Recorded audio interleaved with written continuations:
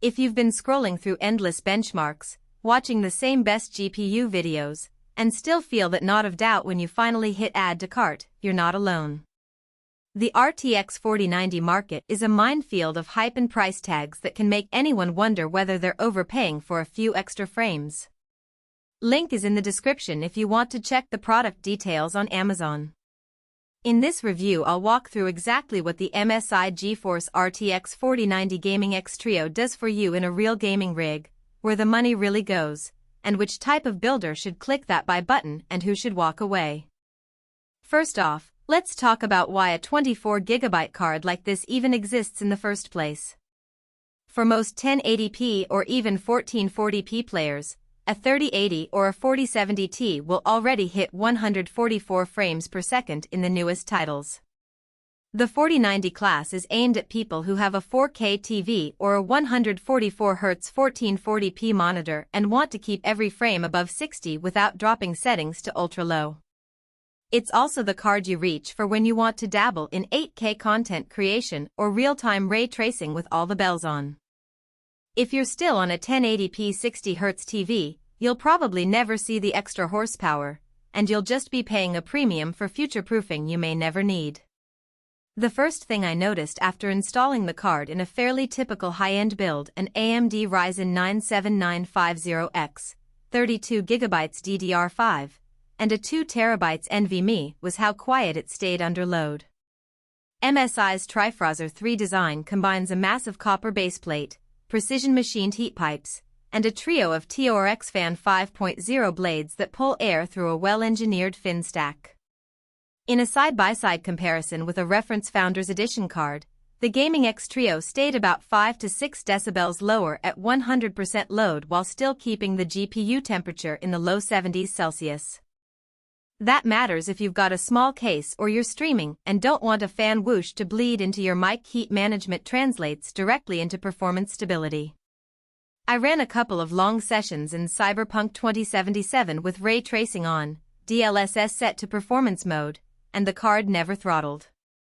The copper baseplate does a solid job of pulling heat away from the memory modules, which is a subtle but real advantage when you're pushing the 24GB of GDDR6X for texture-heavy open-world titles. In practice, that means you can push higher resolution textures without worrying about a sudden dip after 20 minutes of play. Now let's talk about the downside that often gets buried under the glossy marketing. The card is massive, 3 slots wide, a hefty 1.6 kilograms, and it needs a full 16-pin power connector plus 2 8-pin adapters for most PS use.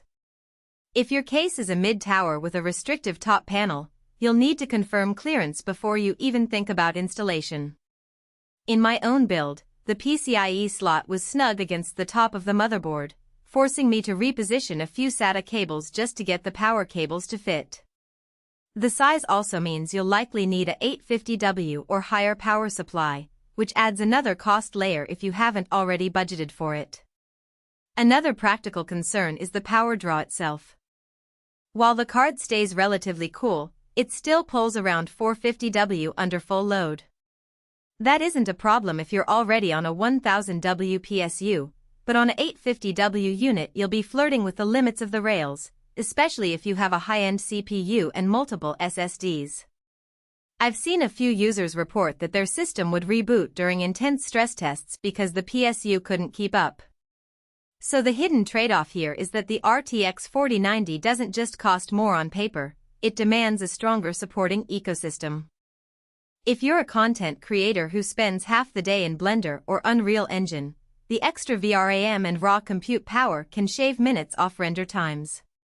In a quick test rendering a 4K 60 frames per second video with heavy color grading, the MSI card completed the job about 15% faster than a 4080 on the same system.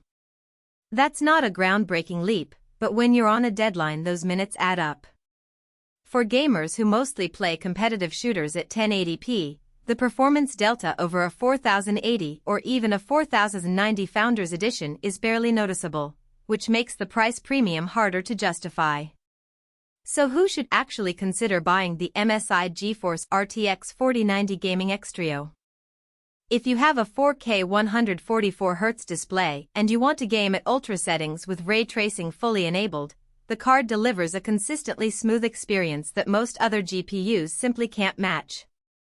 It's also a solid choice for anyone who does heavy GPU-accelerated workloads, 3D rendering, AI model training, or 8K video editing, where the extra VRAM and CUDA cores translate into real productivity gains. Finally, if you're planning to keep your rig for 5 years or more, the future-proofing factor is compelling. Most upcoming titles will still be able to run at high settings on this hardware. On the flip side, if your monitor tops out at 1440p, you're